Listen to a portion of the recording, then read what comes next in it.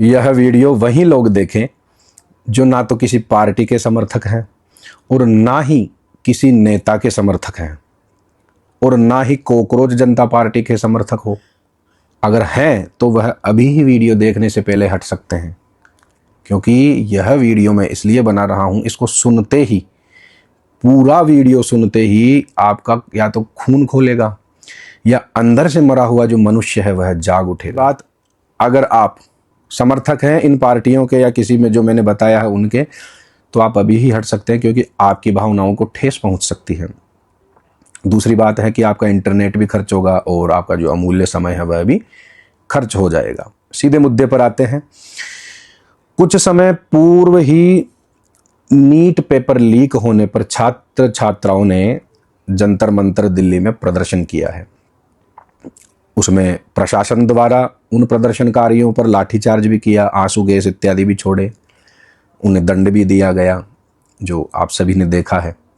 अच्छा, उसमें से कुछ छात्राओं ने शांतिपूर्ण धरना प्रदर्शन किया है, लेकिन साथ में कुछ आक्रोशित लोगों ने असभ्य भाषाओं का भी प्रयोग किया है और हाथापाई भी की है, जिनमें से अल्प आयु की छात्राएं भी देखी गई है और सुनी भी गई है। आपने भी देखा है, हमने भी देखा है।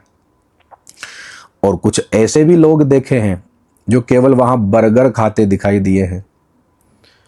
कुछ ऐसे भी नेता देखे गए जो वहां पर इस अवसर का लाभ उठाने के लिए पहुंच गए और अवसर के लाभ उठाए हैं। फिर कुछ युवक तो ऐसे भी थे जिन्हें पता ही नहीं था कि यहाँ पर क्या हो रहा है। भीड़ देखकर और खाने पीने की सामग्री देखकर वो भी उस धरने में सम्मिलित हो गए थे। कुछ लोग ऐसे भी थे जो नरेंद्र मोदी भद्दी भद्दी गालियां दे रहे थे, उनकी माता को भद्दी भद्दी गालियां भी दे रहे थे। ऐसे भी लोग देखे गए।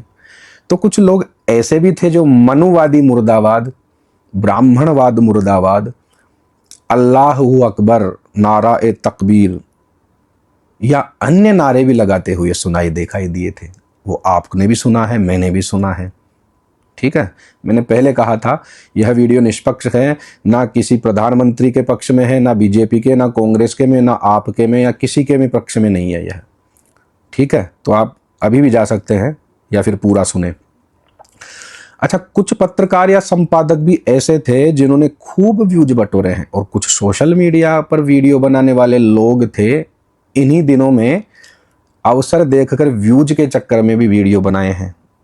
उनमें से आप मुझे भी मान सकते हैं, पर मेरा उद्देश्य सदैव भिन्न रहा है, जिसे या तो कोई समझ सकता है या नहीं समझ नहीं पाता। ये सब स्वतंत्र है अपने विचारों से। अब देखा जाए तो इसने सही गलत किसी को बताने में बहुत विचार करने की आवश्यकता है। सर्वप्रथम तो जो त्रुटि हुई है वह हुई है वर्तमान सरकार से, क्योंकि शिक्षा व्यवस्था में कमी, यह सब जानते हैं कि एक विधायक, मंत्री या नेता के पास इतना धन हो जाता है कि वह कई पीढ़ियों तक बैठे बैठे खा सकता है।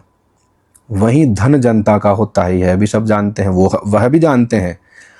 फिर भी कुछ धन के लालच में आकर शिक्षा या परीक्षा की व्यवस्था में कुछ भी गड़बड़ घोटाला कर देते हैं, कर बैठते हैं।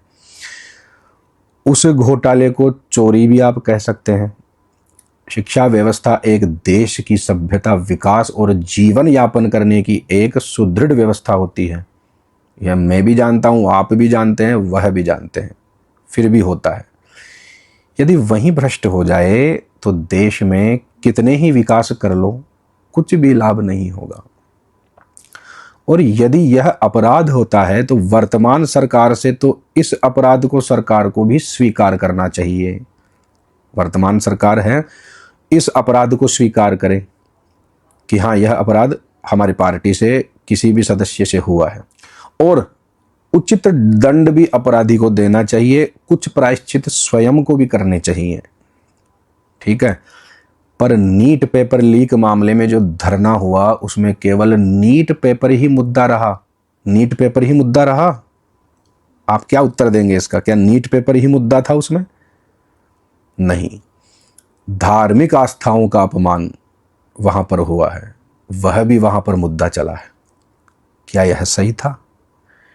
किंतु यदि यह धरना नहीं होता तो अपराधियों को सबक भी नहीं मिल पाता, यह भी सत्य है। इसलिए यह अधिकार है जनता का और इसके लिए कोई रोक भी नहीं सकता है। पर जनता को उस ही मुद्दे पर रहना चाहिए, यह भी एक ध्यान रखने योग्य बात है।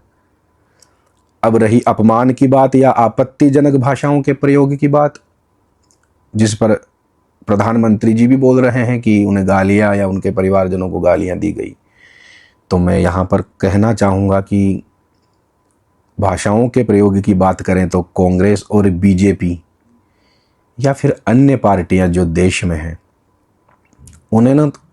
उन्होंने तो सदैव हमारे देश के पूजनीय गुरुजनों का अपमान किया है और साथ में भगवान का भी कई बार अपमान करते दिखाई देते हैं। आपको भी, मेरे को भी, सभी को दिखाई देते हैं। जैसे कि उदाहरण पेश करता हूँ, हनुमान जी की आकृति को पतंग पर छपवाकर किसी विदेशी नेता को खुश करने के लिए प्रधानमंत्री जी ने पतंग उड़ाई, क्या वह उचित था?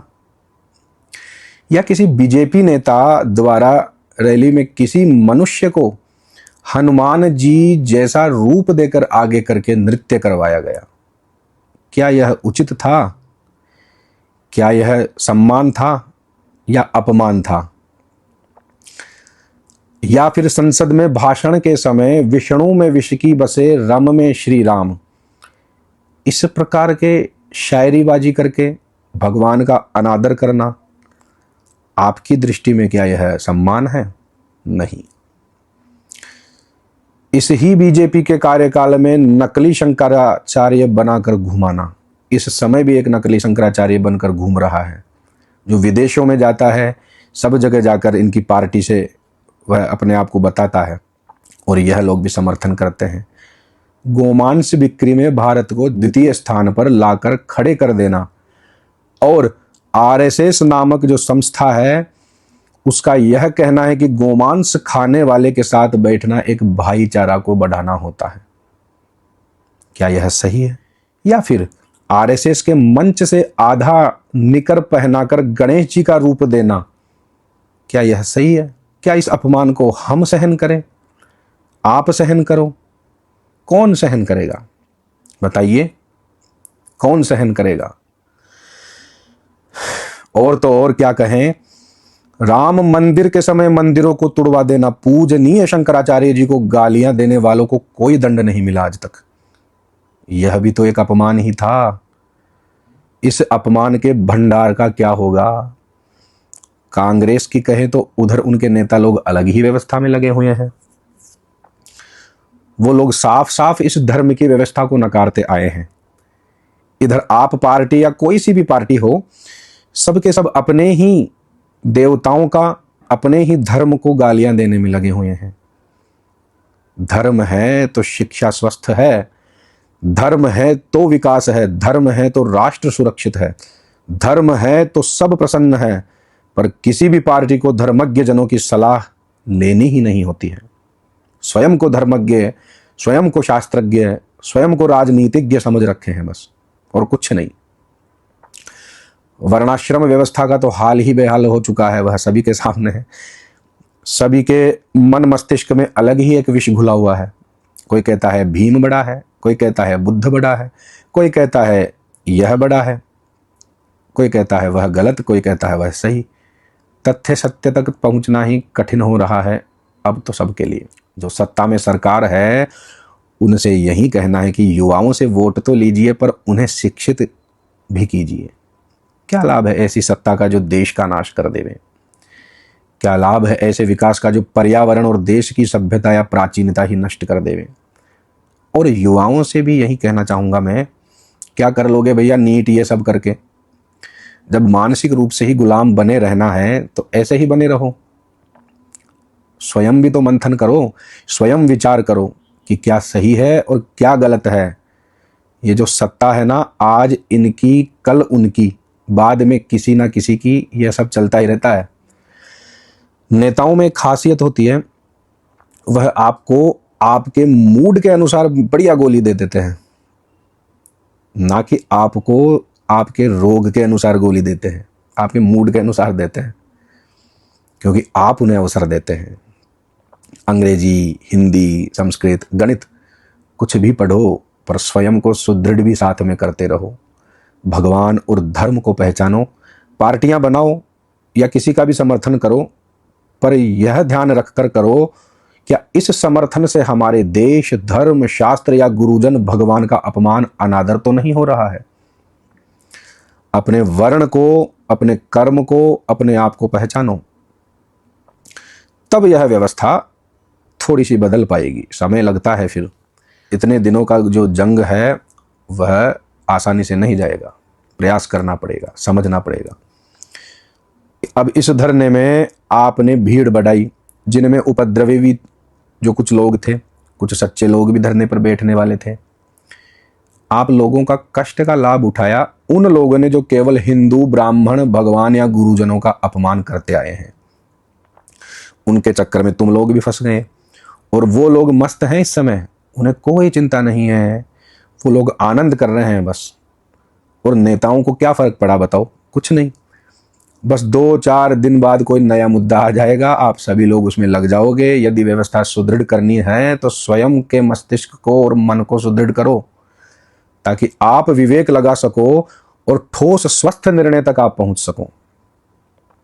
सरकार से भी यही कहना है कि स्वयं में भी सुधार करें, अपनी अकड़ छोड़कर अच्छे व्यक्तियों से सलाह लें, जांच परख करे कि कौन योग्य है, कौन नहीं। आरक्षण के मुद्दे उठे हुए हैं देश में, इस समय लोग उनमें भी लगे हुए हैं। कभी क्या मुद्दा तो कभी क्या मुद्दा, इस देश में बस यही चलता रहेगा। नेता लोग बढ़िया कड़क सी चाय कॉफी पी रहे हैं, पीते रहते हैं। लोग क्या करें इसमें? और आप क्या करते हो? इधर उधर अनशन करते हो, कभी धरना, कभी आत्महत्या, कभी आरक्षण के लिए लड़ रहे हो, कभी न्याय व्यवस्था के लिए लड़ रहे हो। न्याय व्यवस्था की तो क्या ही कहें, उनके तो अलग ही रंग बिरंगे निर्णय सुनाई देते हैं। समझ नहीं आता ऐसे निर्णय पर हंसें या क्रोधित होवें या फिर दुखी होवें। इस देश में ऐसे ऐसे मेधा प्रज्ञा से युक्त महापुरुष भी हैं जो इन सभी समस्याओं का हल कुछ ही क्षण में निकाल सकते हैं, यदि उनसे मार्गदर्शन प्राप्त किया जाए तो, अकड़ छोड़कर। जैसे प्राचीन काल में भी निकाले गए हैं। प्राचीन काल में क्या व्यवस्था थी? अच्छी व्यवस्था रही है। उपद्रवी, राक्षस, चोर, लुटेरे उस समय भी होते थे, किंतु व्यवस्थित रूप से सारा सिस्टम चलता था। पर नेता लोग क्या करते हैं? ऐसे लोगों के पास नहीं जाते हैं। नेता लोग उनके पास जाते हैं जिनके पास अंधभक्त लोगों की भीड़ पड़ी होती है, ताकि वोट उनकी झोली में वहां से आ सके। ना भगवान से लेना देना, ना गुरुजनों से लेना देना, न ही किसी न्याय व्यवस्था से लेना देना। अरे भैया, क्या कर लोगे ऐसी गद्दी का जिस पर अनेक लोगों के दुखों के रंग की पुताई हुई हो? यह चलचित्र ना किसी को ठेस पहुंचाने के लिए बनाया है मैंने, न ही किसी के अपमान के लिए बनाया है मैंने। यह बस एक ब्राह्मण होने का कारण बता रहा हूं मैं। एक ब्राह्मण होने का जो कर्तव्य है वह निभा रहा हूं। सोशल मीडिया पर ही लोग आजकल सक्रिय हैं, तो हो सकता है 100-200 लोग ही समझ पाए मेरी इस बात को, इस भाव को। युवाओं के हाथ में इस देश का भविष्य है, पर यह भी ना भूले युवा कि पूर्वजों की इस संपत्ति का हम दुरुपयोग भी ना करें।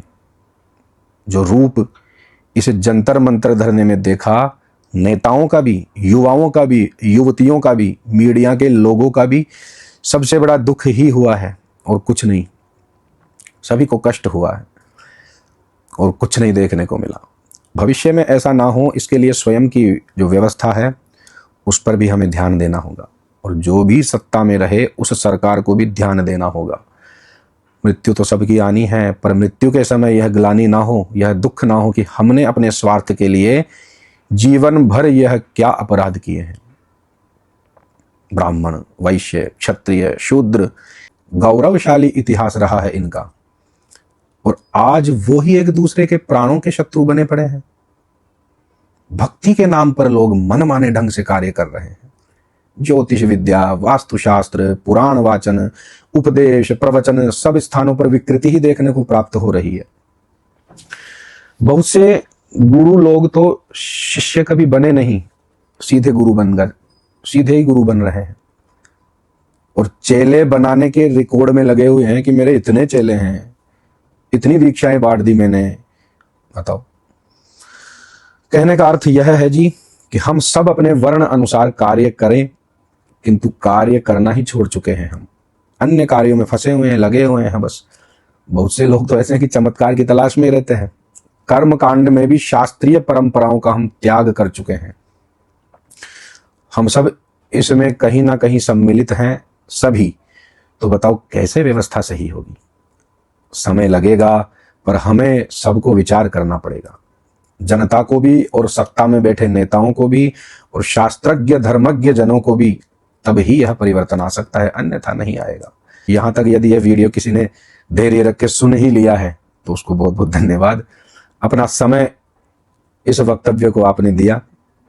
फिर भी कुछ शेष रह गया हो या कुछ त्रुटि रह गई हो, मेरी भावनाओं में कुछ भी त्रुटि रही हो या ठेस पहुंची हो, तो मुझे अवश्य बताएं, कमेंट अवश्य करें, क्योंकि आपकी सलाह सभी के लिए कल्याणकारी हो सकती है।